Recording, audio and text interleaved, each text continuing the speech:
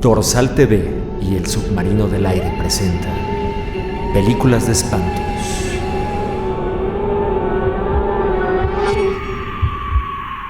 Efectivamente, muy buenos días, muy buenas tardes, muy buenas noches, buenas madrugadas, querido público, sea cual sea el horario en el que usted está sintonizando este podcast, sea bienvenido a la cuarta entrega de Películas de Espantos, su podcast de confianza.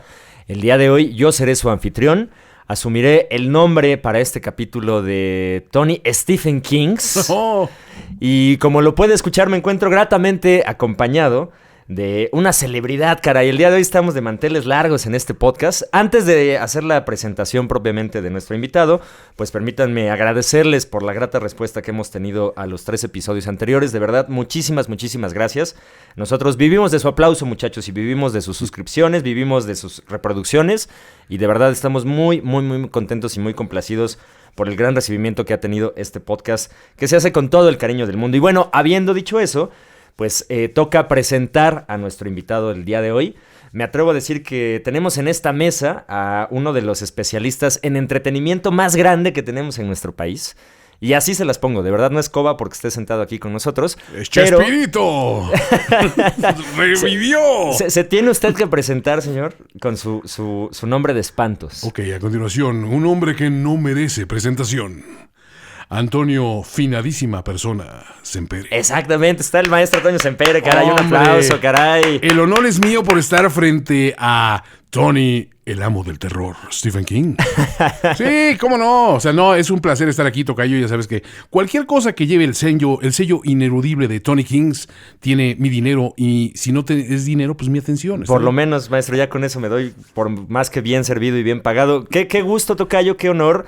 Habíamos platicado un buen de veces fuera del aire y ya habíamos dicho, ya hay que hacer algo, ya tenemos que grabar. Tenemos unos podcasts por ahí pendientes que tenemos que grabar de tu plataforma. Eres súper divo, entonces ya sabes. No, es que a ver, espérate, ¿cómo va a estar el catering? O sea, no, ¿cómo está lo de mi camerino? Yo, Tony, agarra la onda. O sea, no te podemos dar más de 60 metros cuadrados.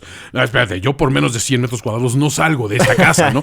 Tony, aliviánate, es un podcast. Pero bueno, ya que, digo, si Mahoma no viene a la montaña, pues la montaña va a ir a Mahoma. Eso es. Vamos a ver a Tony King en su producto y a ver si con eso se digna ir a alguno de los de Finísimos. No, hombre, y es un gusto, tocayo. De verdad, si usted no conoce la trayectoria del maestro Toño Sempere, le recomiendo que lo haga en este momento. Es más, póngale pausa al podcast y busque @finísimapersona en Twitter. Y verá usted que pues se ha perdido, si no ha escuchado, de un producto verdaderamente notable de entretenimiento.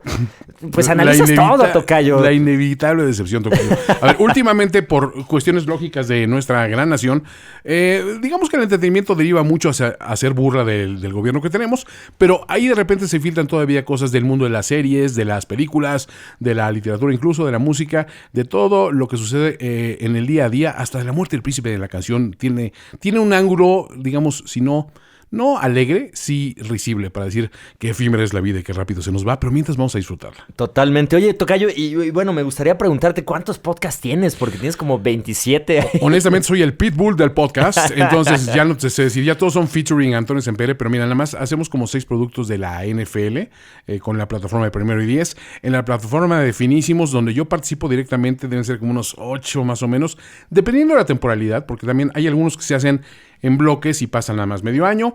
Y ahora, en estos momentos estoy haciendo 2 podcasts oficiales con mi estimado amigo que ya estuvo aquí de invitado, Mario Flores, que son contratados por una plataforma de entretenimiento muy importante, más los que vienen. O sea, te voy a dar la primicia de que vienen un par de productos también muy importantes al lado de otra persona que también es un genio él sí es un genio del entretenimiento. Yo soy un simple cheneque del entretenimiento. Él es genio.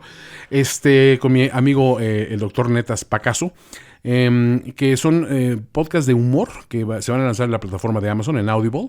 Pero, pues sí, estamos metidos en esto que empezó como un hobby allá por el 2005 más o menos, y ahorita ya se convirtió en un, puedo decir con toda alegría, en un negocio formal que pues me permite dedicarme a hacer esto que me gusta mucho. Qué buena onda, tocayo, la verdad te felicito. Me atrevo a decir que estamos departiendo en esta mesa con el rey del podcast, caray, como debe de ser. Y aparte en un estudio tan bonito, con cervecitas, con la anuencia de nuestros amigos que te están escuchando y sintonizando, porque también son fans de Tony King. O sea, todo funciona en este momento, ¿no? Así es, querido tocayo. Y bueno, pues entrando ya de lleno a las películas de espantos, pues el tema que tú escogiste, Tocayo, me emociona mucho, porque aparte es un tema muy extenso, ¿no? O sea, digo, hablar del tema del que vamos a hablar, pues nos llevaría, pues quizá 2 o hasta 3 capítulos de este podcast, pero en particular, pues vamos a contrastar diferentes formas de cómo se ha contado y se ha desarrollado este tema a lo largo de la historia del cine. Y bueno, el Tocayo, para que ustedes lo sepan, queridos, querida audiencia, queridos radioescuchas, pues escogió hablar nada más ni nada menos que de las brujas en un contexto cinematográfico que ha sido representado, pues, hasta el cansancio, ¿no? Y sin embargo, nos damos cuenta cada, ¿qué será? 4 o 5 años que siempre hay una nueva forma de contar una historia de brujas en el cine, Tocayo. Se puede volver a explorar y en ocasiones se hace atinadamente. Yo creo que también hay un elemento muy chistoso en torno a la bruja, ¿no? Que por un lado se toma el aspecto estético de, claro, es que la bruja guapa, ¿no? Y por el otro lado se toma el aspecto realmente de temor de la bruja, que sí tiene poderes malignos y generalmente es una mujer horrible, deforme y todo este rollo. Y eso nos lleva desde las fábulas de los hermanos Grimm y cómo te hacían ese paralelismo de que, ok, la madrastra de Blancanieves era guapísima, era un avión, pero cuando se hacía la bruja mala era horrible, deforme, claro, con una verruga en la nariz. Entonces, creo que esa figura de las brujas se ha manejado de muchas maneras a conveniencia de ciertas generaciones y, vamos, no es casualidad que de repente sirva hasta como despectivo. Esa mujer es una bruja, ¿no? Sí, claro. O para efectos de chiste de tío, mi brujer, ¿no? O sea, digo, hay cosas que dices, ok, pero ¿por qué devaluamos de repente tanto la historia de la bruja? ¿Por qué de repente es tan temida? ¿Y por qué de repente se utilizó hasta también como una herramienta quizá de dominio sexual social sobre las mujeres? Porque decir, a ver, espérate, tú te gusta mucho el sexo, eres bruja. Claro. Tú alguna vez le echaste ojos a alguien que no era tu marido, eres bruja. Tú tuviste un hijo pelirrojo, eres bruja. Entonces, toda esa cuestión de lo desconocido tiene que ver con lo brujeril. Claro. Es una parte interesante. Pero sí, en efecto, esta vez, pues yo te propuse como que 3 películas que dan muestras muy claras de cuestiones de las brujas que dices, ¿qué tanto sabemos de ellas realmente? ¿Y se les ha hecho justicia o no? Creo que es un buen punto para que tú me digas como experto que eres, vamos, eres el maestro del terror. No, hombre. O sea, tú me digas, ¿las brujas sí se les ha hecho justicia o no? Yo me atrevo a decir que sí. Hemos tenido grandes representaciones de la tradición de las brujas en el cine. Digo, si nos remontamos a la 1922 con Hexen, ¿no? Esta película llamada, pues, en algunos contextos, la brujería a través de los tiempos, pues nos mostraba en los albores del cine, ¿no? Pues una tradición de esoterismo, de ocultismo, de toda esta adoración a la naturaleza que también tenía un vínculo, pues, con los miedos cristianos y católicos que tenían que ver con Satanás y cosas por el estilo, y que a la fecha, pues, quizá no ha habido una representación más precisa, ¿no? En ese contexto. Y también, como bien dices, pues hemos tenido representaciones memorables, entrañables, como la bruja de Blancanieves, la bruja del Mago de Oz, del 39, que es muy bonita, ¿no? Donde se le empieza a dar una imaginería, una iconografía a las brujas con este sombrero de punta y la nariz puntiaguda, el tono verde, ¿no? De la piel, que también era algo, pues, antinatural hasta cierto punto, y que lograron, pues, generar más que, digamos, este temor, cierta fascinación hacia las figuras de las brujas. Al punto de que se hizo recientemente el musical Wicked, donde te habla precisamente la historia de una de estas brujas y, espérate, es que tú no eras así, ¿cómo te hiciste bruja? Es como, es las brujas de Oz Origin Story. Claro. Y está muy padre, ¿no? Porque también te habla de sentimientos, de cuestiones de, espérate, es que yo no era así, yo me hice así por mis circunstancias, y ha sido un musical de lo más exitoso, hecha por Duncan Sheik, of all people, o sea, que dices, este cuate, en serio, el de Barely Breathing, hizo un musical, y un musical de Broadway que le está yendo increíble, que ganador del Tony múltiples veces de tu premio, Tocayo. Sí, no, bueno. O sea, a final de cuentas creo que sí, como dices, sí se le ha hecho justicia en muchas cuestiones y hay otras donde siento que se ha quedado corto o se ha ido a lo facilón, al decir, pues las brujas son estos estereotipos que ya hemos creado. De alguna manera, creo que el Mago de Oz, si hay algo que aporta muy bien, es esa imagen de la bruja prototípica, ¿no? Como dijiste, sombrerito puntiagudo, las calzas bicolores, claro, los zapatos así también como de ya me las pagarás, el atuendo negro, el gatito negro de mascota, se movilizan en una escoba, son tantas cosas que dices, ok, ¿eso existía o fue el precedente del Mago de Oz? No sé, pero a final de cuentas crean un prototipo de monstruo, por así llamarlo, ¿no? O de ser sobrenatural, claro, que funciona en muchas épocas. Siempre habrá un niño o una niña que se asusta con la idea de la figura de la bruja tradicional. Totalmente, y que sin embargo, Digo, sin entrar tanto a detalle, porque no son las películas que vamos a analizar, pues también hemos visto representaciones de brujas que a lo mejor nunca nos imaginaríamos que estamos viendo una película de brujería, ¿no? El ejemplo más claro, pues Mary Poppins, de 1964. Totalmente. Mary Poppins es una bruja.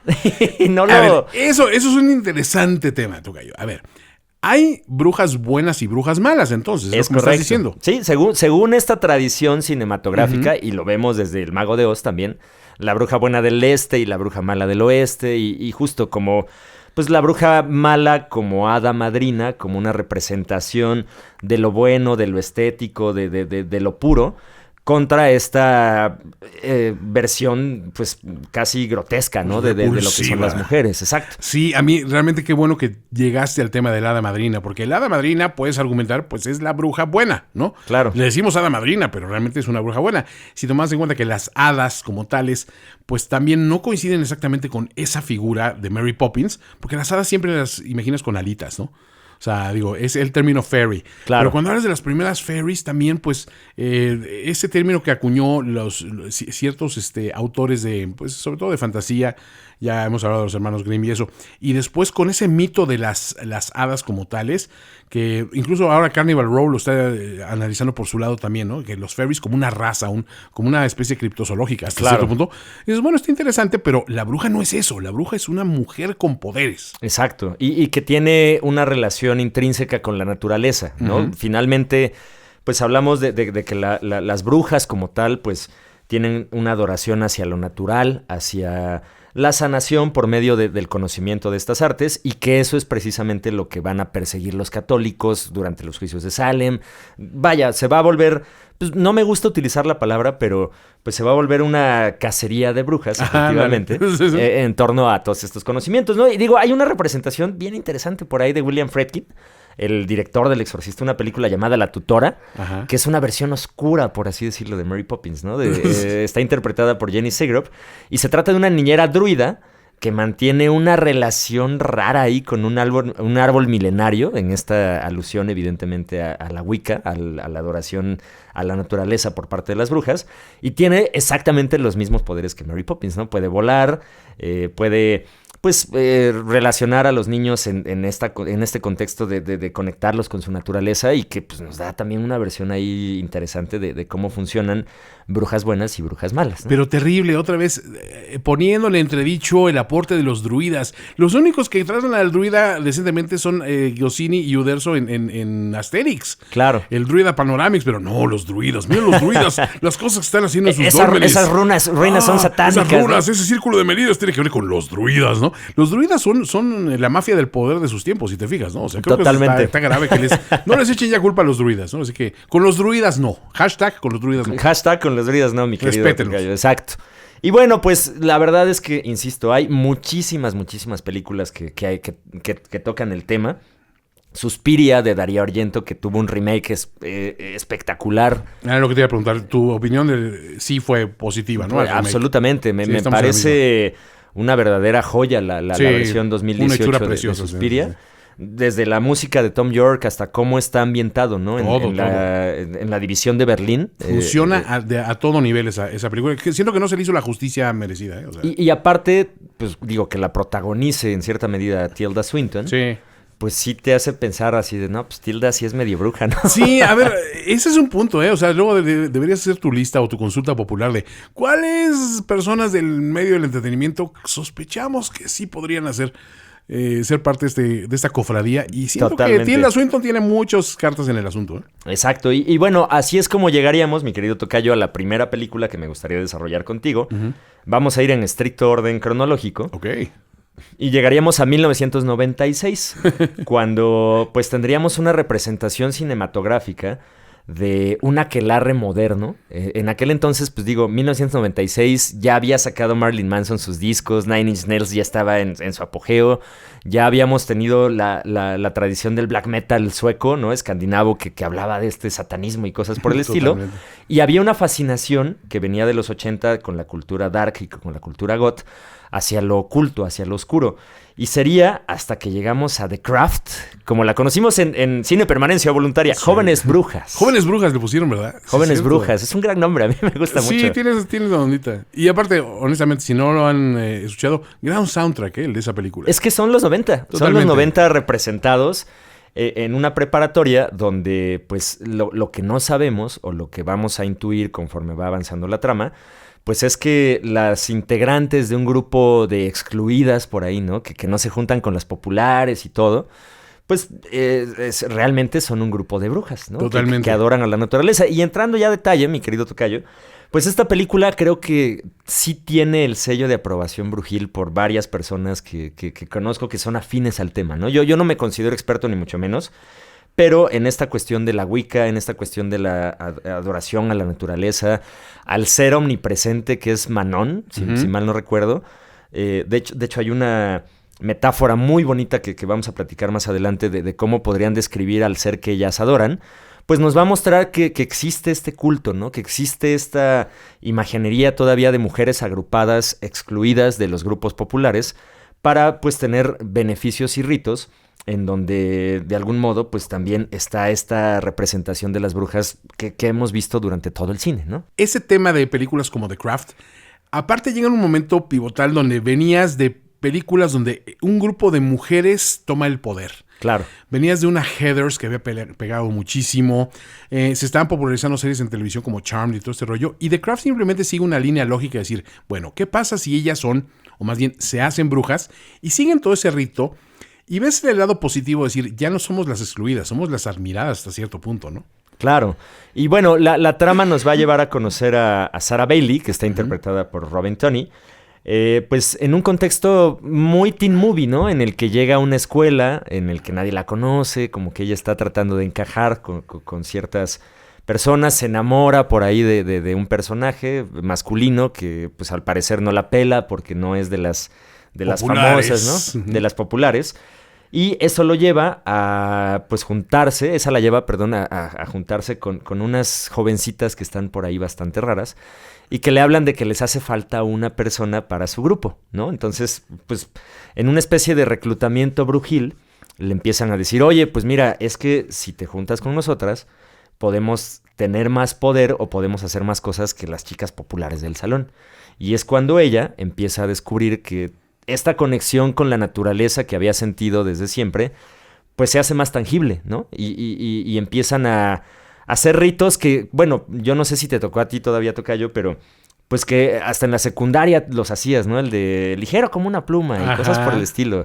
Y que lo ves representado muy bien en la película. Creo que ese es su primer gran punto de conexión.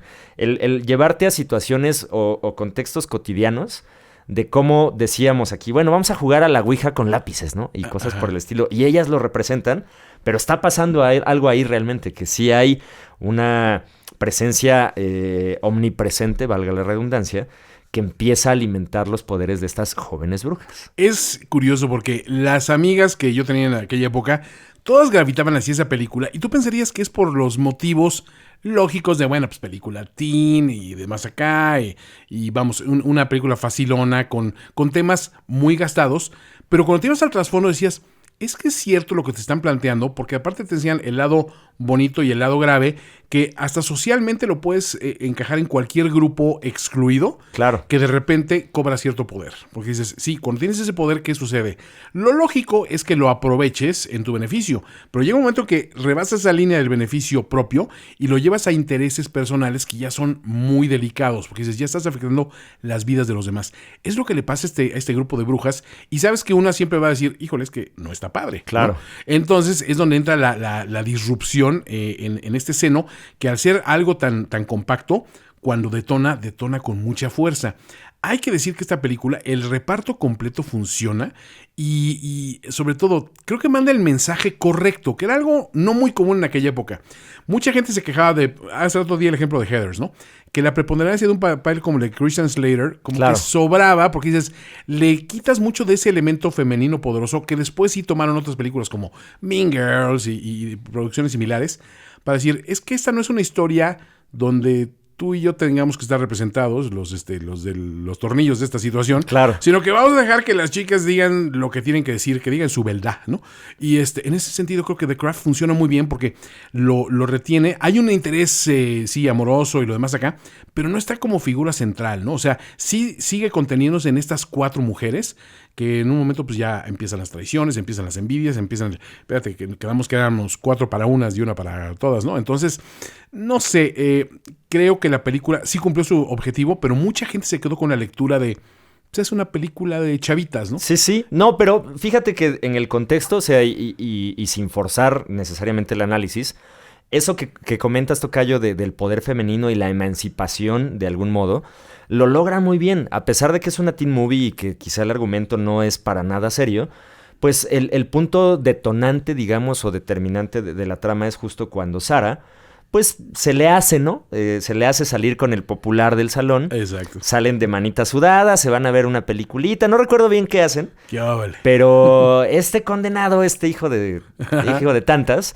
pues empieza a esparcir el rumor, ¿no? De que tuvieron sexo y de que no, es que la Sara es bien facilota y vieras de ver, hombre, ¿no? Es un tigre esa mujer. Y ella se siente excluida. Totalmente. Y ahí hay una analogía o una metáfora justo de cómo, pues, el sexo o el hecho de que una mujer decida tomar la iniciativa frente a un hombre, pues era motivo de culpa, ¿no? Y motivo de vergüenza para la sociedad. Y entonces la excluyen y dicen, bueno, es que... ¿Dirías no. que es una letra escarlata? Exactamente. Tocayo. Va por ahí, ¿no? Sí, esa cuestión del estigmatizar, del señalar, del excluir, a partir de algo que tendría que ser algo muy normal y que tú tienes un privilegio, por así llamarlo, no me gusta mucho la palabreja, pero existe, un privilegio de gozarlo como hombre, pero como mujer tienes que ser señalada por ello. Exacto. Entonces dices, híjole, ese doble estándar nunca ha estado padre, pero cuando lo pones en ese contexto todavía está menos, porque dices, ok, pero esta persona que tú crees que es indefensa y que se va a tener que conformar con ese papel que tú le estás asignando, pues resulta que te puede echar un hechizo, mano. Exacto. Justo por ahí viene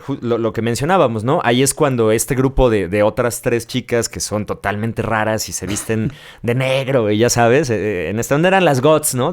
Totalmente. Ese era el grupito con el que yo me hubiera juntado en la Totalmente. prepa. Sí, gravitas hacia ellas, ¿no? Que esta rarita creo que nos van a gustar las mismas películas, al menos. Exacto. Las mismas bandas. Y a partir de eso es que le dicen, oye, es que mira, nosotras somos brujas, los elementos en la naturaleza son 4 y por eso no podemos conjurar nuestros hechizos, porque nos hace falta una que represente el elemento faltante, ¿no? La convencen de todos estos poderes que pueden hacerse si se juntan las 4 y se hermanan realmente como...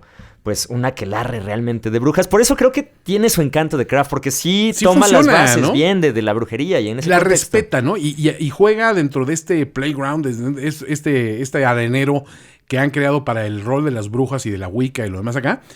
Y sin salirse demasiado y sin tener que modernizarlo, ni decir, vamos a hacer una adecuación drástica como, en Twilight vamos a poner vampiros que brillan, así claro. Como eso. Dices, no, pero no era necesario tanto. O sea, los vampiros estaban bien, no estaban rotos los vampiros, no había que arreglarlos. Exacto. Las brujas también dijeron, espérate, la bruja no está rota, la bruja funciona siempre como este elemento.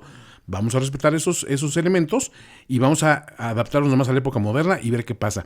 Curiosamente, hay un precedente con las brujas de Eastwick, por ejemplo, claro. Que dices, sí, había ido por ese lado, pero en ese caso también gravitaba mucho al rollo del interés masculino, representado por Jack Nicholson y demás acá, y esa figura demoníaca que dices... ok, le estás robando todavía protagonismo. Aquí siguen siendo ellas las importantes. Y es lo que siempre me llamó la atención de esta película, que no sucumbió a esa tentación de un ejecutivo en un estudio que dijo, ¿sabes qué le falta a esta película? Un poco más de hombre. Para que se identifiquen con el hombre, los hombres que van a traer a sus chicas a ver la película. Porque no nos engañemos, si vienen aquí es por decisión del hombre. Y dices, a ver, espérate. Pues no, esta película lo hizo bien porque se fue por el lado correcto, ¿no? Claro, y ahí, pues como bien dices, Tocayo, incluso el personaje masculino, que es todas las puedo, el más popular de la escuela y todo, pasa a segundo término, porque nos centramos en la figura de las 4 chicas que van a lograr pues grandes cosas ya con su aquelarre completo. Y llegamos a este punto que a mí me gusta mucho y me encanta de The Craft, donde le explican, ¿no? De lo que se trata. Le dice, oye, pero entonces son adoradoras del diablo. Le dice, no, a ver, espérate, no te confundas. Exacto. Nancy, que es protagonizado magistralmente por Fairuza Balk. Que, por cierto, fue novia de Marilyn Manson, ¿no? También. Sí, creo que sí. Salieron Aparte, un rato. yo tuve un severo crush con esa mujer, ¿eh? O sea, Todos, yo andaba con la niña súper fresa, todo este rollo en aquella época, y yo volteé a ver y, ¿por qué no puede ser un poco más como Fairuza Balk, ¿no? Exacto. Pero ni hablar. Bueno, No se puede Nancy, hacer. que es justamente este personaje, le explica, le dice, no, mira, o sea, el diablo aquí no juega. O bueno, más bien, le dice, sí, mira, para que entiendas a lo que nosotros adoramos es un dios pagano distinto. Ujú. Y si Dios tuviera que jugar un partido de fútbol americano contra el diablo, Manon, que es esta entidad a la que nosotros Exacto. adoramos, sería el estadio donde ellos juegan, ¿no? Que si te fijas, qué buena explicación aparte. O sea, tiene, como fan de los deportes, tengo que decir que tiene todo el sentido, ¿no? Exacto. Y a mí también, como un poco pues, fan de lo oculto, de lo esotérico. También dijiste, sí, se las Tiene compro. sentido, ¿no? O sea, es todo y nada al mismo tiempo, ¿no? O sea, un partido de fútbol no se puede dar si no hay estadio, ¿no? Claro. O sea, si no está marcado el límite, justo las reglas y todo. Y Manon es quien lo contiene, ¿no? Entonces te lo explica muy bien en dos minutos. Un no gran necesitas más. trabajo de guión. Y ahí es cuando empieza, pues, toda esta vorágine, ¿no? De poderes que empiezan a desarrollar las brujas. Como bien dices, pues al principio todo bien, les empieza a ir muy bien con los chicos, les empieza a ir muy bien económicamente. Pero siempre hay una que busca algo más, que es justamente Nancy. Ahí está la líder, bronca. y empieza a sentir celos de Sara, que es otra cuestión también, pues, bien llevada, ¿no? En cierta medida. O sea, no ataca específicamente al grupo de mujeres, sino más bien, pues, a los celos que se dan por estas relaciones de poder, ¿no? Porque descubrimos, mediante el personaje que interpreta Neve Campbell, por cierto, en sus primeras apariciones, que pues Sara es la más poderosa, ¿no? De las 4 brujas, y Nancy se siente pues excluida porque ella pensaba que ella iba a ser era la líder, ¿no? O la sea, elegida la de lideresa, Manon. digamos. Exacto. Pues para no hacerles el cuento muy largo, esta película va a tener justo esta, pues digamos, evolución hacia el enfrentamiento final en el que Nancy decide pues aceptar los poderes más oscuros que le puede dar la brujería para enfrentar a Sara. Y Sara, siendo una bruja buena, nuevamente esta dicotomía que teníamos, tocayo, pues logra derrotarla, ¿no? Y hacer que la aquelarre resurja y que nos quedamos con una idea de que pues, la brujería es cool, ¿no? En cierta medida. Está bien padre la brujería, muchachos. Bastante recomendable de Craft, de 1996. Hay por ahí hay un cover que me llama mucho la atención porque es de mi banda favorita. Es creo que es de Letters to Cleo a How Soon Is Now de The Smiths. Ok. Pero es que dices, es un tema que para mí es casi intocable, pero no lo hacen mal. Y estoy diciendo Letters to Cleo por mencionar bandas early 90s. Que digo, a lo mejor sí es, a lo mejor no, pero sí es escuchable, funciona la película a mucho nivel, ¿no? Totalmente. Y con eso pues tendríamos esta gran representación de parte de las brujas en los 90, que nos, pues, digo, para los que crecimos en esa época, pues nos remite inmediatamente a una época, ¿no? O sea, estamos ahí Totalmente. puestísimos. Y bueno, mi querido tocayo, pues, ¿qué te puedo yo decir? Siguiendo cronológicamente este orden, pues llegamos a la segunda película que escogiste de brujería, tocayo, que por cierto es de mis favoritas. O sea, debo decirlo, le tengo un cariño muy especial. Pues por ciertas historias personales. Esta te lo voy a contar así. A ver, el venga. año es 1999. El año es 1999. Afortunadamente, ya tenía yo mi primera computadora. Un joven Tony King se estrenaba un ordenador. Una Compact Presario. ¡Oh, Dios! Imagínate, ya te La tuve, contextualicé. no necesito decir más. Compact Presario. Y había ciertas leyendas ahí en las escuelas y cosas por el estilo, de que si te metías a los buscadores, que el más poderoso en aquel entonces era Yahoo, Ajá. que todavía entrabas y se escuchaba el Yahoo. Yahoo. O sea, ya estamos armando el contexto histórico. Histórico, totalmente. perfecto. Todavía sonaba tu modem para conectarse, ¿no? Exactamente. Bueno, decían que si buscabas en Yahoo la bruja de Blair o The Blair Witch, Ajá. te salían videos y fotos de unos jóvenes que se habían perdido en el bosque, en un pueblo de Estados Unidos llamado Blair, que habían ido en búsqueda de la comprobación de una leyenda local de una bruja asesina de niños, además, ¿no? Y que, pues si tú buscabas en internet estas pistas, podías pues darte cuenta de que pues había pasado algo muy malo con ellos y nadie sabía nada, ¿no? Y de repente, pues nos venden la publicidad súper bien realizada, Sí. de que la policía investigó el bosque de Blair, encontraron una casa abandonada, que posteriormente cuando la fueron a volver a buscar ya no estaba, o sea, Ok. como que era errante, pero que habían encontrado un VHS, un cassette, un tape tal cual, donde pues al revisar el contenido se daban cuenta de que ahí estaba filmado todo lo que le había pasado a estos adolescentes en su búsqueda de la bruja de Blair. Y que eso daría pie a una película que estaba, pues, ni siquiera basada en hechos reales, que era lo que había pasado, la historia de los 3 de Blair que habían desaparecido. Y ahí conoceríamos el proyecto de la bruja de Blair, mi querido tocayo. Así es, y me da mucha risa primero porque en aquella época de las extrañas traducciones decían, había gente que lo traducía mal, decía, el proyecto de la bruja de Blair Witch. Dices, no, espérate, o sea, ya lo dijiste todo, ¿no? Pero, a ver, sí. Primero que nada, situar a la gente en el contexto histórico, porque hoy en día ves Blair Witch Project y ves una película de algo que pues, seguramente has visto antes, porque esta película detonó todo el fenómeno del found footage, ¿no? Absolutamente. Que ojo, no es la primera que lo hizo, pero es la primera que sí generó como una corriente absoluta de, no, y ahora actividad paranormal, y ahora esta de los tipos que se van a bucear y se mueren ahí porque los tiburones se los comen. O sea, ya había como que una especie de situación que todo empezó con la bruja de Blair, y estabas en esa pequeña frontera de internet donde todavía había, como dices, 1000 leyendas.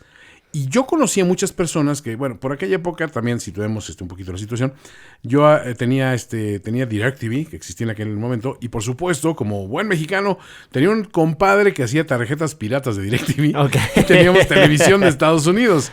Entonces ahí, spoiler, me dijeron, no, pues es que resulta que es una película que pretende ser real, pero no es real. Y dije, ok, no es real. Pero me sorprendió la cantidad enorme de personas que daban por sentado que era real. Yo fui una de ellas, tocayo. Y Mario Flores fue otra, y varios amigos que, amigos muy, muy cercanos que yo les decía, no, vato, es que eso no es real. Esas personas me acuerdo que estaban genuinamente traumadas porque pensaron que lo que vieron fue real.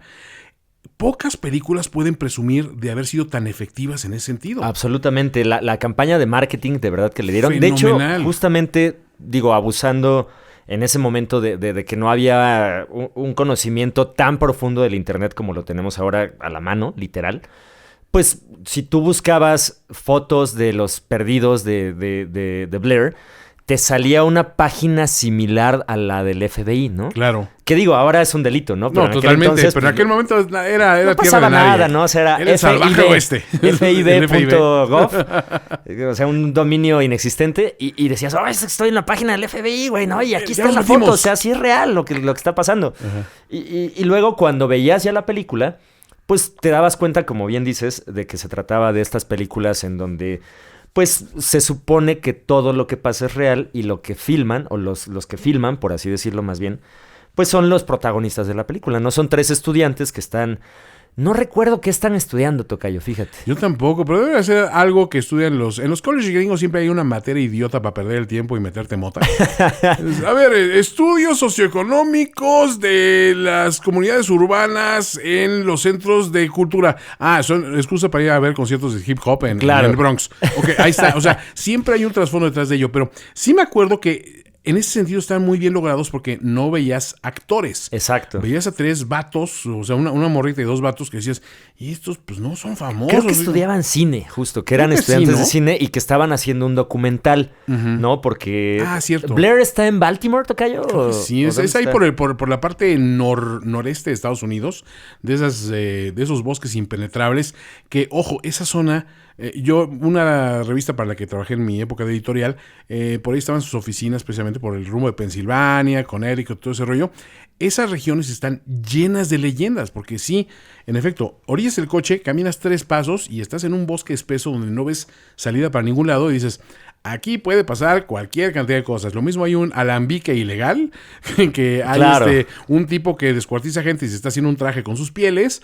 Hay un resort para comunidades hippies o hay una comunidad para que te desintoxiques de las drogas. O sea, son lugares tan aislados que todo puede suceder en esos bosques. Absolutamente. ¿De dónde lograste encontrar el origen del dichoso Blair? Fíjate que estoy tomándome por acá una cápsula de Wikipedia, mi querido tocayo.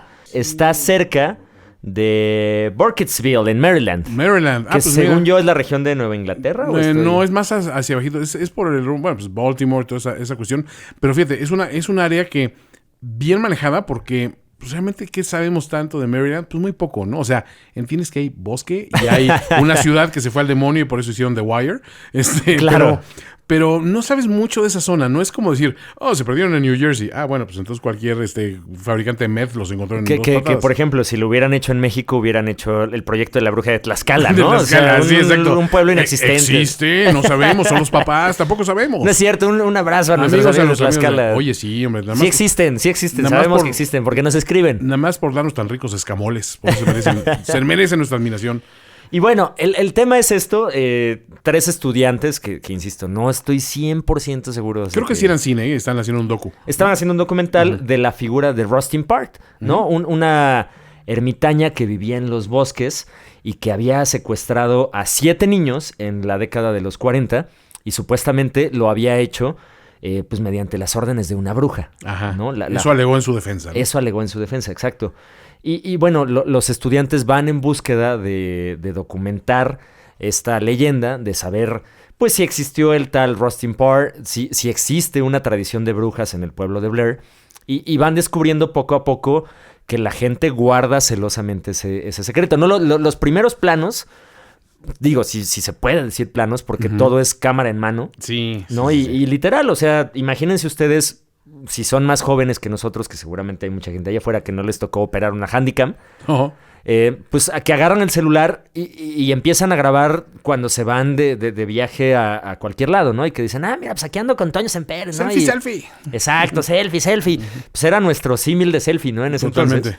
entonces. Y empiezan a preguntar y la gente dice, no, aquí no ha habido ninguna bruja de Blair ni la volverá a ver, ¿no? O sea, te empieza a contar muy bien la historia. Qué raro también, porque las comunidades gringas donde hay esas leyendas generalmente se dedican a comercializarlas, ¿no? Es que ese es el gran punto de la película. Y es donde sí te venden de que, espérate, ¿por qué? Si en todos lados vas y, no, sí, aquí se aparece el Wendigo, ¿no? Exacto. Y resulta que sí, tenemos un museo del Wendigo y tenemos unas muestras y hacemos los tours. Aquí como que todo el mundo guardaba el secreto de la bruja Blair. Porque sí había algo malo. Algo malo detrás de ello. Exacto, justo ese es el gran punto y la gran virtud que a mí me tomó pues varios años descubrir, ya cuando analizas a fondo la película, ¿no? Porque justo, o sea, cuando hay un monstruo, digamos el Área 51, exacto, los gringos son expertos en comercializarlo. El restaurante oficial del Alien del Área 51, ¿no? Ajá. Y aquí se estrelló el platillo de Roswell, ¿no? Vamos a invadir el Área 51. Y aquí al revés, ¿no? O sea, decía, no, aquí no pasó nada, ¿no? Y entonces ya te empieza a dar la duda de, bueno, pues a lo mejor sí hay algo. Investigan en la biblioteca, empiezan a investigar ciertas cosas y les dicen, pues miren, yo no les dije nada, ajá, ¿no? O sea, a un lugareño. A un lugareño pues que se ve ya bastante docto en estas cosas. Y les dice, pero si van al bosque, pues puede que encuentren algo. Nada más que les advierto que pues, si van al bosque no les garantizo que regresen, ¿no? O sea, y la advertencia es pues real, ¿no? Desde un temor de, pues tengo que decirlo porque me lo están preguntando, o tal vez está ya influido por el poder de la bruja como Rustin Park, que lo obligó a... Buen ángulo, sí. Es que va a por llevarlos ahí, ¿no? por ahí, ¿no? Que la curiosidad los lleve a eso, ¿no? Y sí. Ahí es donde la trama pues gira en torno a estos 3 jóvenes documentando todo lo que les ocurre en el bosque, ¿no? Que la verdad, tocayo, la primera vez que la vi, pues yo tenía 14 años. Y pensabas que era real. Y yo pensaba que era real, pero me mareaba muchísimo, ¿sabes? A ver, ojo, esa fue la queja de la mayoría de las personas de la película. Sí es angustiante por una parte, sepas o no, o sea, que es real o no, o sea, eso no importa, pero los movimientos de cámara no ayudaban y sí lo puedo entender. No estábamos acostumbrados una vez a los visuales de eso, pero mira, tú eres un estudioso del cine, recuerda que en los albores del cine la gente se desmayaba porque vieron en una toma una locomotora que avanzaba hacia la cámara, claro. Y la gente, no, nos va a matar una locomotora, a ver, pero es una película, pero la gente no lo procesaba. Tu cultura visual también está influenciada por esas cuestiones. Hoy en día, digo, si has visto una película de Gaspar Noé, creo que puedes aguantar cualquier cosa de cámara loca, de cámara borracha, y dices, va, ¿no? Pero en aquella época sí era una cosa significativa. Mucha gente se quejó de ello. Sí, y la verdad es que le añade pues esta tensión, esta ansiedad de no saber qué estamos viendo y qué estamos escuchando y qué está pasando, ¿no? Sin entrar mucho en detalle, porque la verdad es que la película por sí misma pues es cansada hasta cierto punto. Sí. Pues los jóvenes van encontrando pistas, ¿no? A la vez que se van perdiendo, que es una cosa interesante.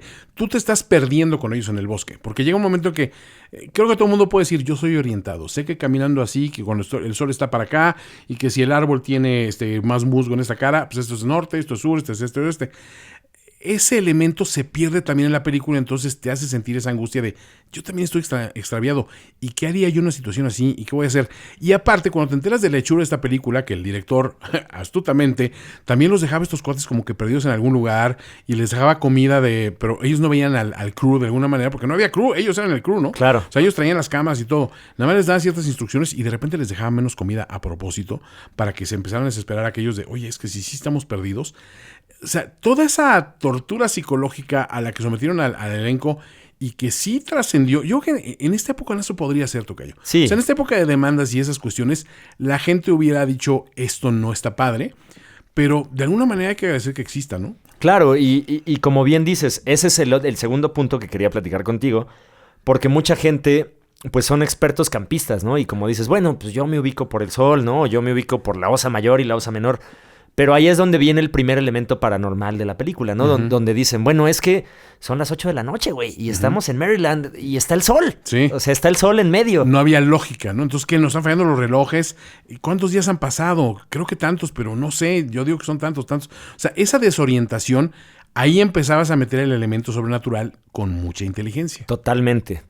Pues lo que vamos a ver después es una serie de ritos, por así decirlo, pues de la Wicca o no sé de qué tradición sea específicamente, pero vamos a ver ciertas figuras armadas con ramas y ciertas estructuras de piedra que están alrededor y que aparecen alrededor de las casas de campaña cuando ellos pues durmieron a lo mejor nada más 15 minutos, ¿no? Y que dices, es que es imposible que alguien haya sucedido eso, ¿no? Exacto. Y ahí es donde te empiezas a meter en la trama.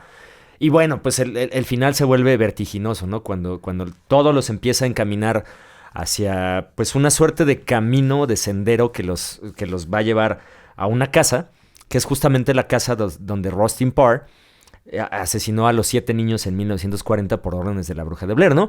Y ahí viene el tercer punto, querido tocayo, que a mí la verdad todavía me eriza la piel en cierta medida, porque mientras estamos aprendiendo de la bruja de Blair en la biblioteca, dice, bueno, es que la tradición dice que Rustin Parr hizo esto, hizo lo otro, y que mientras iba matando a los niños, metía de a 2 en 2 en el cuarto del sótano, ¿no? Y a uno lo ponía de espaldas mientras asesinaba al otro. Mirando a la pared, al rincón, como castigado, ¿no? Exacto.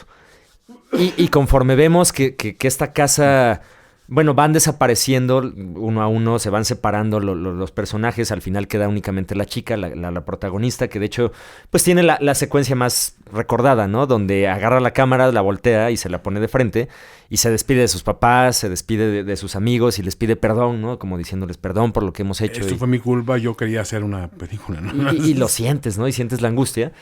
Y llegas a la casa, te das cuenta de que se oyen ruidos y que todo está descontextualizado realmente. Y ves en la toma final, por cierto, si no le han puesto pausa y no han visto a la bruja del Blair, lo pueden hacer ahorita antes de que les arruinemos el final. Spoiler de 1999, amigos. Pues llegamos al sótano y vemos que uno de los estudiantes está mirando a la pared como lo describe la bruja, ¿no? Sí. Y ahí, pues, escuchamos un golpe, la cámara cae y termina la película, ¿no?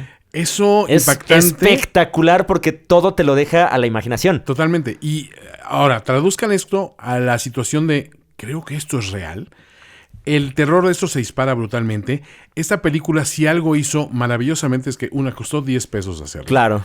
Y otra, jugó precisamente con el elemento más brillante del terror. Aquello que nunca ves. Exacto. Hay unas escenas donde simplemente son ellos dentro de una tienda de campaña y estás escuchando ruidos en la lejanía y cómo de repente ellos cortan la misma toma y ya escuchas los ruidos, pero afuera de la tienda, y de repente escuchas voces de niños. Eso, en un tocayo, bosque. Era donde todo el mundo perdía y decía, no, espérate, paren esto. Y a mí sí me tocó ir a la sala y ver gente saliéndose de la sala aterrados porque dicen, estamos viendo una película Snuff, ¿o qué rollos? Estamos viendo gente que se está muriendo. Sí, o sea, mucha gente lo pensaba. Entonces, en algún momento yo le comentaba a la que era mi pareja en aquel momento, decía, híjole, qué difícil ver una película así. Y o sea, ¿qué impacto me dejó? Dice, ahora imagínate, fulano, sutano, me enumeraban mis amigos que la vieron pensando que era real. Exacto. O sea, imagínate el terror de ellos. Dije, sí, yo nunca lo pensé así porque a mí sí me echaron a perder la sorpresa, digamos, ¿no? Claro. De que no era real. Después hay en la parte de, dices, bueno, sí, por ética, simplemente creo que no lo hubieran hecho, ¿no? Pero yo que sabía poco de ética, no lo sabía. Pero eso es lo que lo hace efectiva. Y otra cuestión que hablan de esta bruja una bruja que nunca ves. Exacto. Una bruja que nunca sabes realmente nada de ella, pero sabes que sus poderes son tan terribles que lo que hizo Roisin Barr fue apenas como que una pequeña muestra de su poderío. Exacto. Y que era una mujer obrando, ¿por qué? Porque podía hacerlo, ¿no? Y todo ese culto a ella, cada vez que veía las ramitas y eso, me ponía a pensar, hijo, ¿cuántas veces fui de muy escuincle a acampar con mis hermanitos y eso? Y no hice una maldad de esas. Imagínate el cague desde al día siguiente de ¡oh, Dios! ¡Mira lo que nos dejaron afuera! ¿Qué? No, yo no sé. ¿Quién dejó esto aquí? Pero ya después cuando empiezan a aparecer que unos dedos y cosas así, dices, está grave, ¿no? Sí. No, brutal. Es brutal. Es una película que extremadamente efectiva. La gente que hoy la ve con el filtro del cinismo de ¡ay, bueno, pues es que ya obvio sabes que no es verdad! Dije, espérate, sitúate un poco en la época y analízala. Y es una película que funciona, ¿no? Y todo el mundo tenía en aquella época su anécdota de cuando vieron Blair Witch Project. Exacto. No, y creo que hay dos puntos acá para cerrar el tema, tocayo, que tienen que ver mucho. Y como dices, ¿no? El primero de ellos es ¿cómo te diré? La familiaridad con las situaciones, ¿no? Como tú dices, es que yo una vez estaba acampando y escuché a un niño afuera, ¿no? Uh-huh. Y aquí te lo ponen en la escena.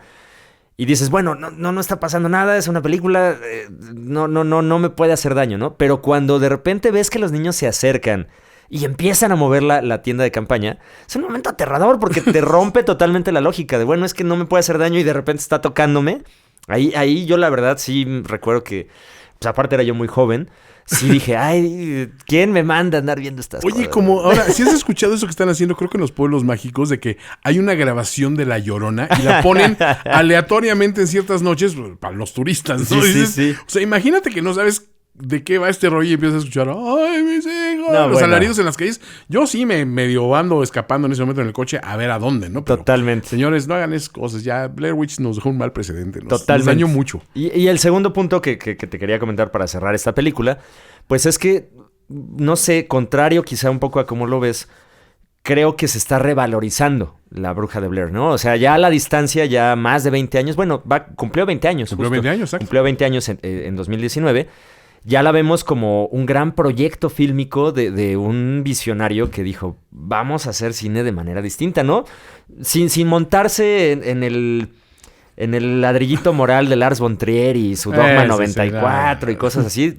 Cámara en mano, situación real, paranormal. Ahí está La Bruja de Blair, ¿no? Y eso nos dio pues ya toda una ideología alrededor de esta bruja que es espectacular. Bueno, hace poco tuvimos un remake que no está tan bien logrado. Sí. Pero esta película creo que sí pasó a los anales de la historia, mi querido. Hay una secuela que es terrible, es desastrosa, creo que la vi yo. Pero sí me acuerdo que fue muy mala. O sea, todo lo que derivó de esa propiedad intelectual no fue muy afortunado. Sin embargo, sentó unas bases interesantes. Los cineastas tampoco hicieron nada. Nunca iban a replicar un fenómeno así, definitivamente. Pero creo que sí fue un experimento interesante que, como dices, hoy se estaba revalorizando, se está apreciando una nueva forma de hacer cine en aquel entonces, que a lo mejor hay quien lo lleva hoy en día de otra dimensión a otros rumbos, pero en sí es una película que sí tienes que ver como fan del horror, ¿no? O sea, del horror, de las brujas, porque tiene esta tradición, como dices, nunca vas a ver a la bruja. Claro.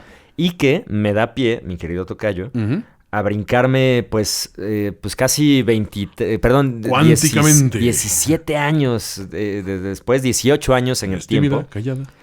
Porque veríamos algo muy similar, contado de una manera, pues, totalmente tradicional, pero en un contexto fílmico exquisito, tocayo. Sí, es un deleite ver a la película que estás haciendo alusión, que es precisamente The Witch, ¿no? O bueno, como lo ponen con dos Vs, hay gente que lo pronuncia The Witch, ¿no? Porque también creo que en aquella época el inglés de pues, siglo XVIII, me parece. 1700, no, es más, creo que 1700. Si es 1600. Si es 1600, es siglo XVII.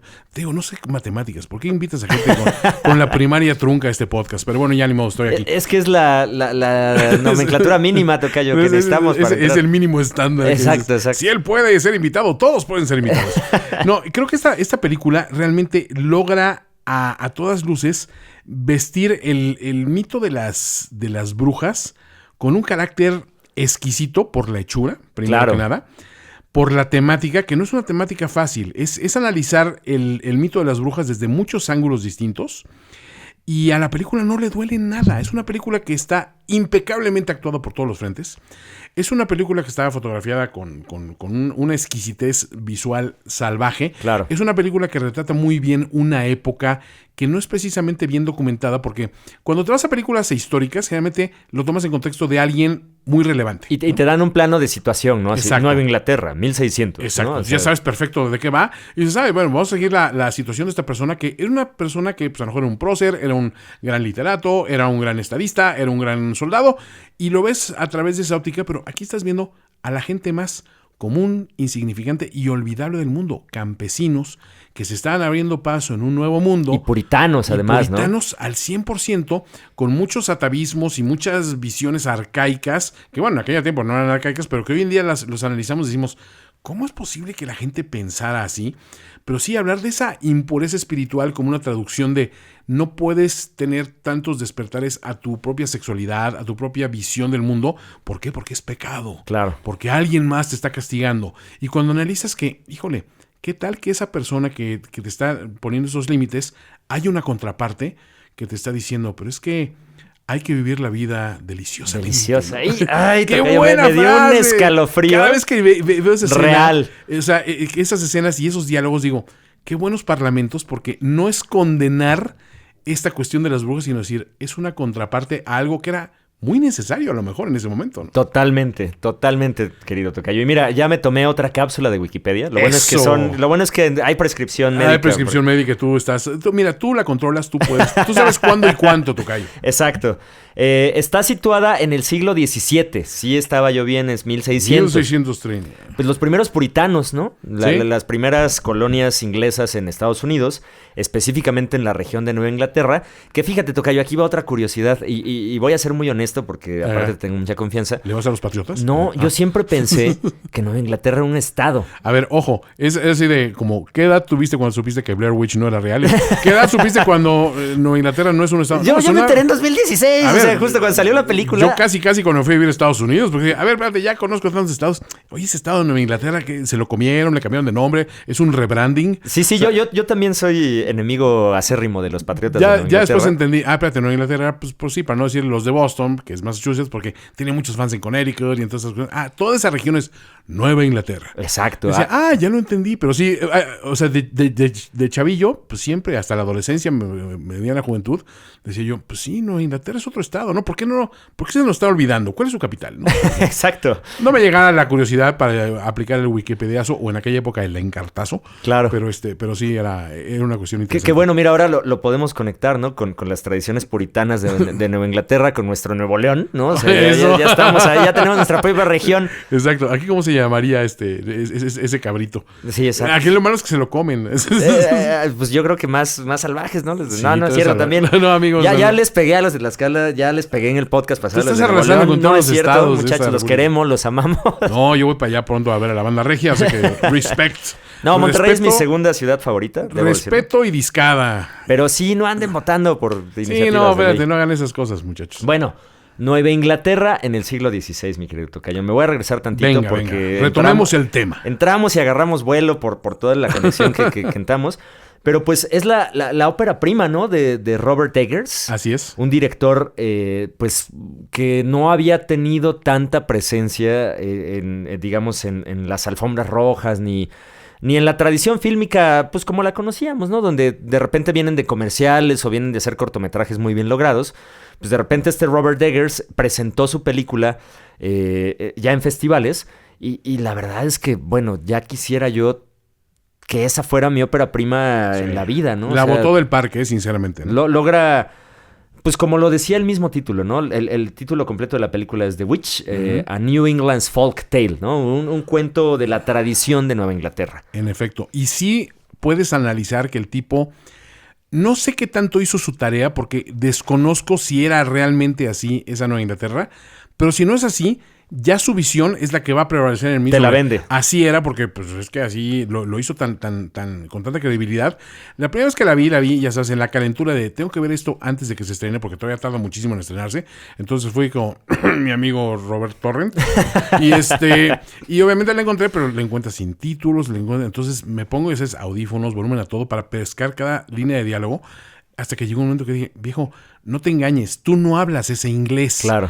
Tienes que irlo desglosando y decodificando. O sea, vete, llévatelo con calma porque todas tus ansias de ver esta película se están viendo mermadas por intentar entender todo. Entonces, déjate llevar un poco por lo que estás viendo y no tanto por lo que escuchas. Porque lo que escuchas es esa palabrería intrincada y esa verbalización extrema de un idioma que de alguna manera se estaba depurando todavía. O sea, todavía venías de un inglés shakespeariano que todavía no acababa de cuajar, digamos. Pero la gente utilizaba muchos vocablos que hoy en día son arcaísmos, son un montón de cosas que dices, pues sí, en aquel momento tenía cierta lógica, pero ¿a qué se refieren cuando hablan de esto específicamente? Ah, esto es esto. O sea, había muchas figuras también, digamos, derivadas para referirse a ciertas cuestiones porque era hasta pecado hablar abiertamente de que esto es esto y esto no es esto. No hablabas de figuras religiosas con la libertad que se hace hoy en día si estás fuera de un recinto sagrado. Hay tantos elementos que este tipo cuidó que dices, qué bárbaro, o sea, sí quiero ver a dónde me lleva con esta historia que, bueno, pues creo que es una historia de brujas, ¿no? Pero lo analizas bien y es una historia de un despertar de una mujer, de una niña a una mujer, en el contexto de qué pasa si me alejo de estas reglas y de esta línea que está trazada para mí y me voy por el otro lado, por el lado que no me debo ir a ningún precio y pago un precio por ello, ¿no? Eso es lo que cautiva ineludiblemente a The Witch, ¿no? Que dices, es una película de una decisión y es una decisión muy sólida y muy fuerte que cuando la ubicas en un contexto histórico todavía la pones más difícil, ¿no? Pero independientemente de eso, las actuaciones son fenomenales, o sea, todo cuaja y dices, oye, ¿de dónde salió tan bueno este Eggers, no? O sea, algo le aprendió a David Eggers, ¿no? Te digo, o sea, a final de cuentas, la película cumple en todo nivel y reivindica esa figura de la bruja como algo que va más allá de esa caricatura de bruja que conoces, ¿no? Y pues sí, tocayo, como bien dices, pues vamos a ver una representación de una bruja en la concepción tradicional cristiana, pero puritana de la época de Estados Unidos, ¿no? De los primeros pobladores de esa tierra. Y bueno, entrando ya propiamente a detalle, pues como bien dices, hay mucha, ¿cómo te diré?, representación de los miedos de la época y creo que por eso funciona muchísimo la película, ¿no? De entrada, pues la secuencia inicial vemos una especie de juicio hacia la familia, donde pues un hombre llamado William pues está defendiendo a su familia frente a la comunidad puritana que realmente pues se rigen únicamente bajo la ley de Dios, de algo que no sabemos qué es, ¿no? O sea, él dice, no lo hicimos, no es cierto y no acepto el castigo. Tan así que me exilio de la comunidad, renuncio a formar parte de esta sociedad que me está juzgando sin saber por qué lo están juzgando. Correcto. Y que se presta a mil y un de interpretaciones, ¿no? Yo la verdad, tocayo, lo que entiendo, valga la redundancia, entendiendo un poco el contexto de la película del siglo XVII, pues es que lo estaban juzgando porque su hija era demasiado bella. Sí, puede ser una de las interpretaciones. Definitivamente hay pie para muchas conjeturas en esta película cuando no te dice qué es. Pero cuando ves el desarrollo lógico que sigue esta trama, entiendes que pues puede ser por ahí, ¿no? Porque tú analizas a William y a su esposa y no son nada especial, ¿no? De hecho, aparte son creo que los dos rostros reconocibles, claro. Más o menos dentro de esta producción, que también se cuidó mucho de no utilizar actores de muchísimo renombre ni nadie, sino darle un vehículo de exposición a Anya Taylor, creo que se llama la chica. Anya Taylor-Joy, exacto. Anya Taylor-Joy, y como que fue también su despertar fílmico de alguna manera a gran escala, pero realmente cuidaron ese elemento de decir, ok, todo lo vamos a ver a través de tu figura, ¿no? Claro. Y tu figura, hasta literalmente, ¿no? Porque sí, es el despertar de una mujer, ¿no? Exacto. A través de esta cuestión, que, como bien dices, no sabemos qué es, pero es algo que le pesa mucho al lugar donde vive por las personas de las que se rodea. Entonces, pues sí, el exilio es la única vía lógica. Aunque por otra parte lo analizas desde el punto de vista de los colonizadores de aquella América naciente, y dices, ese exilio autoimpuesto era en sí mismo una forma de penitencia porque te estabas enfrentando a muchos peligros y a muchos riesgos en una tierra que no era enteramente tuya. Exacto. O sea, habías expulsado hasta cierto punto a los inquilinos originales, pero no del todo. Y aparte tú vienes con tus propias cargas y tus propios miedos, y eran esas épocas en que cualquier cosa, por pequeña que fuera, te podía matar por sus derivaciones, ¿no?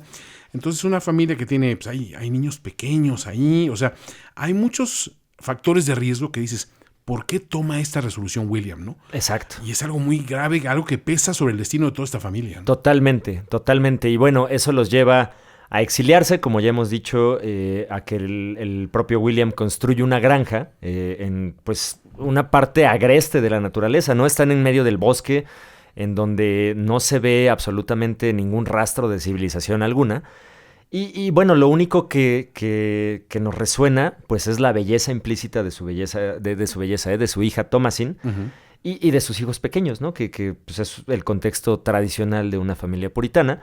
Y vendría el primer gran momento espeluznante de la película, que es la desaparición del pequeño Samuel, ¿no? Así es. El bebé de la familia, que se lo encargan justamente a Thomasin. Thomasin. Uh-huh. Y Thomasin jugando a las escondidas, por decirlo de algún modo, con él, tapándose los ojos, ¿no? El famoso juego del peekaboo. Uh-huh. Y en menos de 2 segundos desaparece Samuel. Un bebé de brazos desaparece pues, prácticamente del regazo de Thomasin. Y eso va a desencadenar en todos los eventos que vamos a ver. De entrada, pues el miedo a lo que no vemos, ¿no? Uh-huh. En 2 segundos desaparece un bebé en medio de la naturaleza sin saber absolutamente qué está No pasando. puede hacerlo por medios propios, eso se sabe. O sea, buscas todas las explicaciones lógicas y no las encuentras. Y otro elemento es que al ser una película tan encajada y ensimismada en este realismo, tú te sientes esa realidad también de, pues sí, ¿y para dónde voy? ¿Qué pasó? ¿Dónde está? ¿Qué está pasando en este momento y por qué no lo estoy comprendiendo? Hoy en día para ti y para mí es muy fácil dar muchas explicaciones de las cosas que suceden a nuestro alrededor. En aquella época todo era oscurantismo. Claro. No, y la película tiene la virtud de contarte estas dos partes, ¿no? De decir, bueno, hay un contexto agreste de la naturaleza que pudo haber sido un animal el que sustrajo a Samuel de los brazos, literal, de su hermana, o bien una bruja, ¿no? Una bruja que vive en el bosque, que está exiliada y que mata al bebé para utilizarlo, pues, como con su sangre y su grasa para preparar un ungüento para volar, ¿no? O sea, siguiendo esta tradición y esta imaginería de las brujas.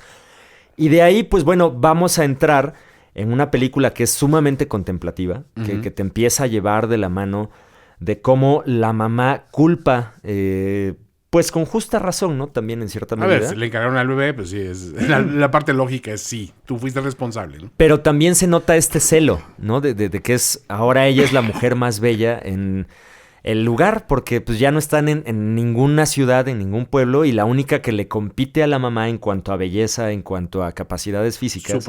Su propia hija. Y ahí hay otro discurso bien interesante. No, bien pesado también, ¿no? O sea, porque dice, sí, no son los personajes facilotes de, bueno, yo soy así y soy unidimensional en ese sentido. Hay muchas percepciones que tienen ellos que nos lo están comunicando sutilmente y con una elegancia magnífica de este guión, pero que están ahí, ¿no? O sea, no las podemos obviar, ¿no? Y hay un despertar sexual por parte de Thomasin también. No te lo dicen explícitamente, pero se intuye que ella está presentando su primer periodo también, ¿no? Es el despertar hacia, pues, esta cuestión sexual, esta madurez sexual que la convierte de niña a mujer en esta, pues, frase común que tenemos, y que te empieza a hablar de a qué se le temía, ¿no? Más allá de esta, pues, tradición de brujas que estaba alrededor de todo el tema de los colonos nativos, de los colonos originales norteamericanos.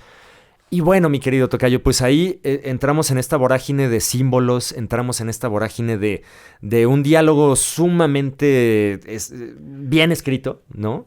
Incluso cuando vemos a Thomasin que está platicando con sus hermanos pequeños, que son gemelos, que le dice, bueno, es que yo soy una bruja y te voy a comer las entrañas y cosas por el estilo, y no sabes que son pistas, ¿no? Que están pasando por ahí, y que nos muestra también, pues, a los animales de la granja. Y particularmente a este macho cabrío de color negro. Black Phillip. El Black Phillip, ¿no? que es ya personaje icónico del cine desde la primera escena, tocayo. Totalmente. Aparte, yo digo que una película es muy efectiva en función de que te puede dar miedo cosas triviales, ¿no? O sea, cuando dices, es que sale un conejito en la película. Ah, sí, pero el conejito te da miedo. Dices, no, espérate, un conejo no da miedo. en esa película sí puede dar miedo. Claro. Debe dar miedo, ¿no? Por cómo se conduce, por cómo se hace, por qué condiciones tiene y por lo que se está comunicando el director con eso. En el momento que ves a Black Phillip realmente en toda su magnificencia, porque realmente es un animal que no por ser una cabra, digamos, claro, un macho cabrío, lo vas a ver menos amenazador que si fuera un león o un tigre. Sabes que hay algo malo, hay algo extraño con ese animal, ¿no? Y eso es una cuestión muy primigenia. O sea, dicen que nuestros ancestros, digamos, siempre veían a un animal que tenía alguna deformidad o claro, algún comportamiento atípico como algo enviado desde algún poder del más allá, ¿no? Entonces, sí, espérate, no, es que este se conduce así porque encierra dentro de sí un alma torturada, o es la personificación del mal, o es un emisario también de algún dios o de alguna deidad pagana. Entonces, hay una lógica detrás del hecho de que el macho cabrío sea el bicho amenazador que resulta ser, ¿no? Y sobre todo cuando ves de lo que es capaz de hacer, dices, espérate, no estamos hablando de un animal, estamos hablando de una presencia. Exacto. Y qué es lo que empieza a mover los hilos, digamos, detrás de la granja, ¿no? De todas las tragedias que pasan. En una secuencia posterior vemos que William se lleva a Caleb, el niño pequeño, que es ahora el segundo al mando en la casa. Se van de cacería. El niño se pierde por algún momento en el bosque y es seducido por una mujer extraña de una apariencia bastante atractiva y que pues lo abduce, ¿no? Y también ahí entramos en otro momento de tensión porque no sabemos qué pasó con Caleb. Vimos a esta imagen de la mujer, pero no sabemos quién es.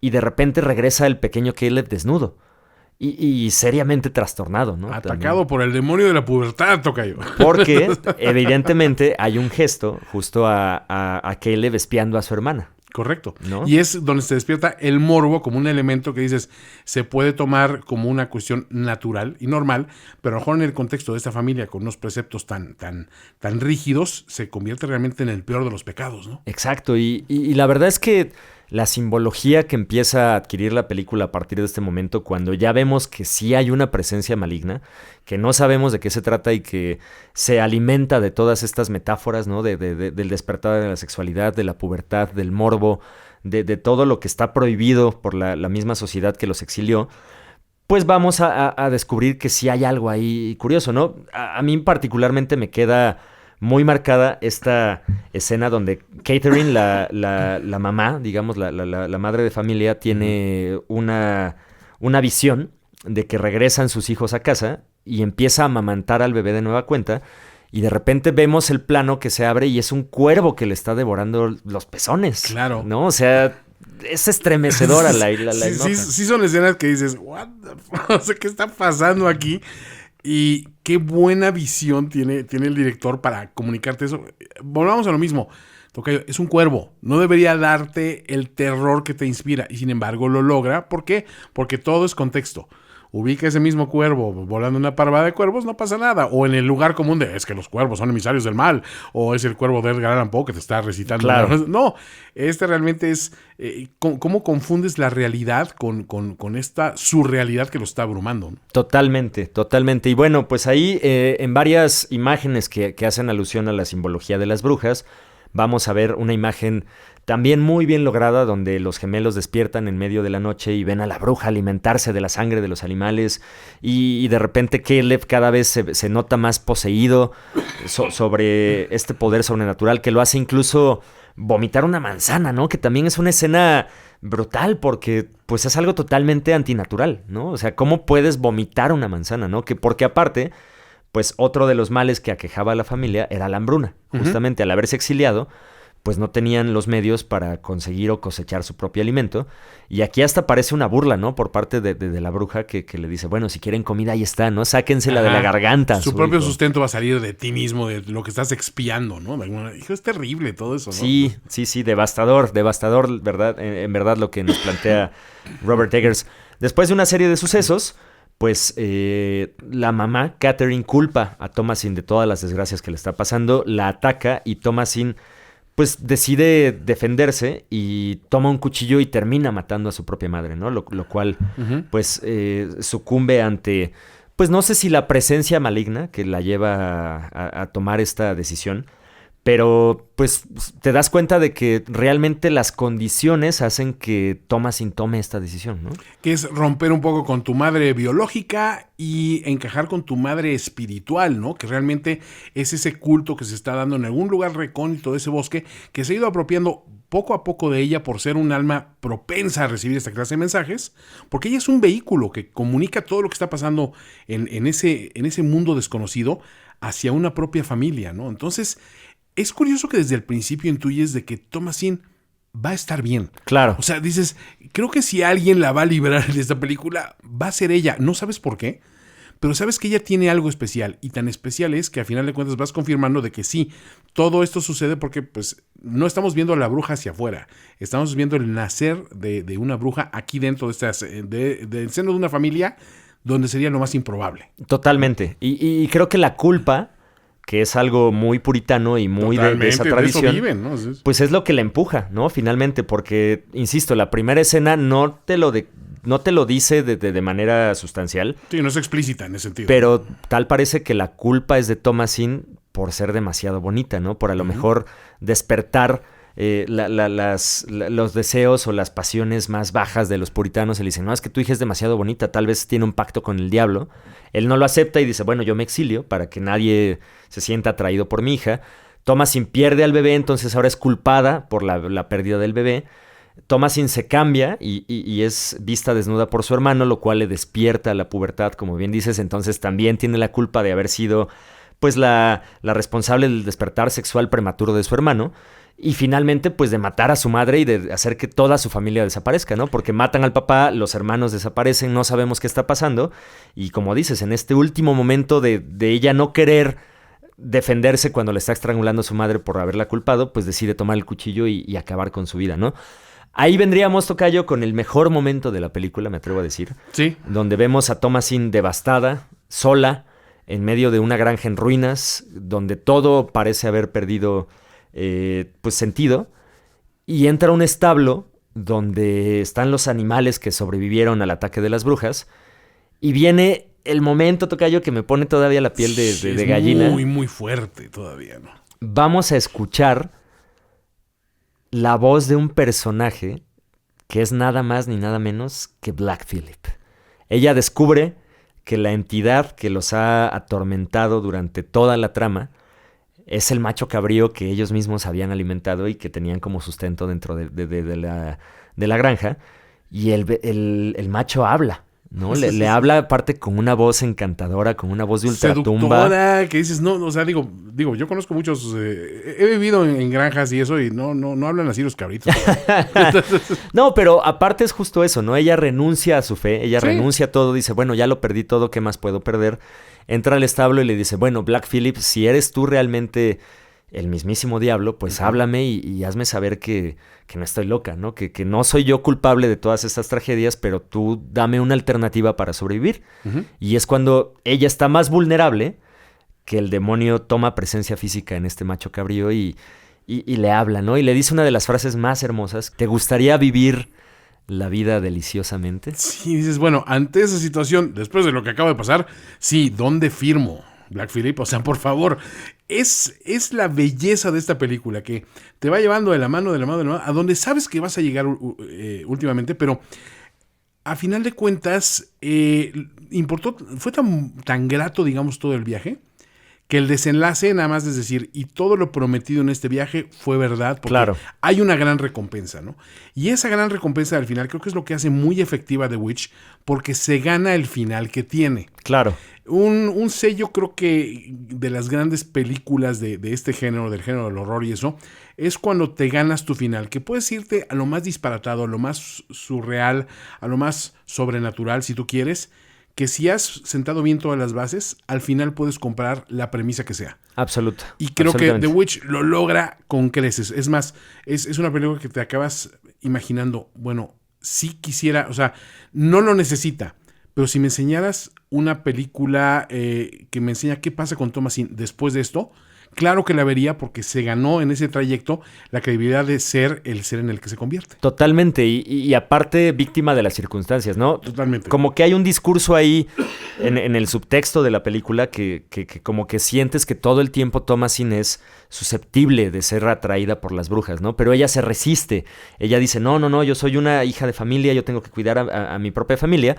Pero cuando la rechaza incluso su madre, ¿no? Que es quizá el amor más puro que existe, el amor fraternal, el amor de madre, pues ella dice, bueno, fuck it, ¿no? O sea, me orillaron a matar a mi madre y a aceptar a las leyes del diablo en este contexto puritano que nos echó y que nos hizo, pues, exiliarnos, y que ahora, pues, gracias a esto, pues, estoy en medio del bosque desnuda adorando a un becerro negro. Vamos a los temas modernos.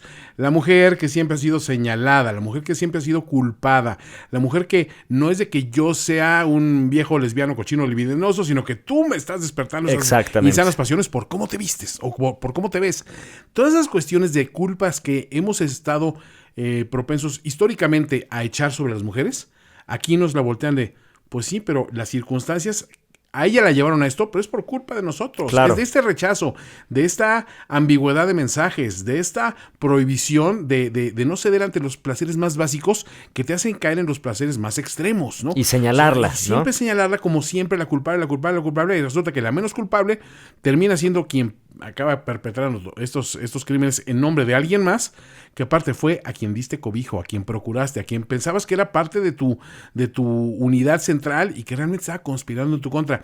Esta película funciona en tantos niveles que es de esas que puedes ver hoy y dentro de 5 años y vas a encontrar otros mensajes y a lo mejor, según lo que estés viviendo en tu vida profesional, sentimental, social, lo que quieras, vas a ir encontrando distintos significados a medida que va avanzando. Esa es la gran belleza de esta película, esa garantía de que le vas a encontrar un significado nuevo cada vez. Es espectacular. Y el cierre, pues creo que no queda corto, ¿no? Vemos, supuesto, pues, la figura de este demonio, del mismísimo diablo, ¿no? Con todas sus palabras y con todas sus letras, que le ofrece su libro, como dice la tradición, que las brujas firmaban con sangre el libro de Satanás. en efecto. Y vemos que le extiende el libro y ella firma con su sangre y hace un pacto para, pues, justo vivir la vida deliciosamente, como le dice la cabra y le susurra al oído. Y la vemos caminar desnuda hacia el bosque, acompañada del macho cabrío de Black Phillip, para encontrarse con un grupo de mujeres desnudas, ¿no? Un aquelarre que la aceptan en su contexto familiar y que te da el mensaje, ¿no? De decir, bueno, Thomasin encuentra a su verdadera familia, una familia que no la va a juzgar, que no la va a señalar, que no la va a culpar de las desgracias como estaba pasando en esta sociedad puritana, y que eso lo vemos representado en la secuencia final donde las brujas levitan, ¿no? Esa ascensión que también tiene tantos significados por su lado, que lo hemos visto muchas veces como es que es la ascensión a los cielos, es la purificación del alma. En este caso, a lo mejor es nada más el alma regresando a donde tiene que pertenecer, ¿no? Y estás en el lugar donde perteneces por obra de la lógica, ¿no? Eso es lo que te digo que para mí hace esta película tan efectiva y que sí, cuando empiezo a repasar como que mi lista de las favoritas del género, sí tuvo que entrar obligadamente. O sea, decía yo, ¿hay algo que pueda competir en este renglón particular con los mensajes de The Witch? No creo. Claro. Sinceramente creo que lo hizo muy bien. Después de tanto tiempo de que creías haber visto prácticamente todo en un tema que da para mucho, pero dices, bueno, pero ya eso fue suficiente. No, este tipo tomó ese tema y lo llevó muchos escaños más arriba y creo que tardará mucho tiempo antes de que podamos ver un equivalente similar centrándose sobre la figura de una bruja. Absolutamente, tocayo, totalmente de acuerdo. Y creo que cerrando un poco también tu idea, pues la fortaleza que tiene Robert Eggers en la concepción de su bruja como tal, pues es una bruja que no es culpable, ¿no? Pues es una bruja que la orilla en las circunstancias y que te da miedo, ¿no? Es como de, cabrón, querías una bruja. Ahí está tu bruja. Ahí está tu bruja, ¿no? O sea, la vas a ver y la vas a tener y vas a temerle. Ahora sí, te voy a dar motivos para que realmente me temas al aceptar efectivamente las leyes del diablo y poderme convertir, pues, en lo que tanto temías, ¿no? Tú eres el verdadero responsable de haberme convertido en este ser sobrenatural que ahora está omnipresente, ¿no? Soy en parte creación tuya, ¿no? Absolutamente. Eso es lo más es lo más instructivo de esta película. ¿No? Dice, sí tenemos parte de nosotros. O sea, no eches tantas culpas cuando tú eres de los principales culpables de esta cuestión. Es el cierre con broche magistral, de oro, sí. de verdad maravilloso y que, bueno, anticipándome un poquito a lo que pueda haber porque no he visto Lighthouse. ¿Tú ya la viste? No, de hecho estoy esperando con ansias. Me da coraje porque un amigo del programa de los simios, donde estamos transmitiendo ahí en el IMER, fue a Los Ángeles este fin de semana, tuvo oportunidad de ver The Lighthouse y dijo, hijo, es que me queda muy lejos del hotel y el Uber. Digo, ¿qué haces, idiota? Te hubiéramos cooperado todos para que fueras, ¿no? Pero bueno, a final de cuentas no la vio. Yo creo que la veo la semana que viene. Esperemos que sí, pero ya te contaré porque estoy muy entusiasmado. Yo también, y te digo, me anticipo saliéndome un poquito por la tangente porque siento que a partir de los pósters, porque si tú ves los pósters de The Witch, nunca ves a los protagonistas, No. ves a los animales. Así es. Ves a los conejos negros, a los cuervos, al Black Phillip, Sí. que en su imagen tan majestuosa de macho cabrío. Y ahora en Lighthouse, los pósters que he visto son gaviotas o animales del mar, ¿no? Entonces, alguien por ahí decía muy atinadamente, es probable que Robert Eggers esté haciendo un bestiario, ¿no? O sea, ni siquiera esté confabulando a sus monstruos. No, exacto. Está haciendo un bestiario, ¿no? Ya nos presentó a Black Phillip en The Witch. ¿Qué nos va a presentar en The Lighthouse, no? Tal vez las gaviotas, los animales, la naturaleza misma, pues es algo de temerle no por sobrenatural, sino por exceso de naturalidad. Exacto. O sea, y a final de cuentas, si es cierta la teoría de tu amigo, bienvenida, porque creo que este tipo tiene el potencial de lograr un nuevo imaginario en ese sentido, que le daría una significación muy moderna, pero a la vez muy coherente con esos temores del pasado, que es lo que nutrió todas estas leyendas en algún momento, ¿no? Totalmente, Me Tocayo. emociona, Tocayo, eso pinta bien. ¿Cómo no? Y pues con eso, mi querido Tocayo, hemos llegado al final de este espectacular episodio de Películas de Espantos. De verdad es un lujo tenerte aquí, mi querido No, Tocayo, realmente para mí es un honor estar aquí presente. Es un gusto siempre de partir contigo, ya sea frente a unos whiskies y unos puros o frente a unos micrófonos. Siempre nos sentimos muy a gusto. La invitación está abierta para cuando quieras. Yo sé que pues ganas no faltan y de verdad contigo puedo platicar. Tiempo es lo único que falta, Tocayo, lo sabes. Tiempo es lo que nos falta, pero contigo puedo platicar de todo. Podríamos hacer una temporada completa de Tony Eso es lo Sempere bueno. de Ya Películas de pensemos Espantos. en algún momento. Pero no, es un placer y sobre todo saludos a todas las personas que te escuchan, que deben ser miles de millones, porque es Tony Kings. No, hombre, ¿qué va? Maestro del horror, Tony Kings.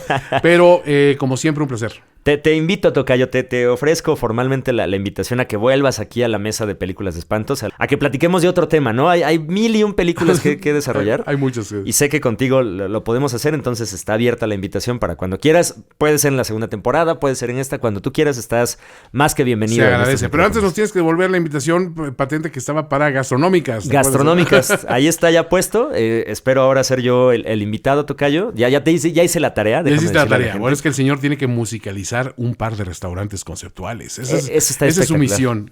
Y digo, a lo mejor te sale hasta un trabajito por ahí, no sabes. Ojalá, Tocayo. Oye, pues ¿dónde te encuentra la gente? ¿Dónde puede estar al pendiente de todo lo que haces? Yo soy en Twitter @finísima persona y creo que en casi todas las redes sociales. Y, irónicamente no soy así en la vida real, pero bueno. @finísima persona. En finísimos.com están alojados prácticamente todos los podcasts que hago yo.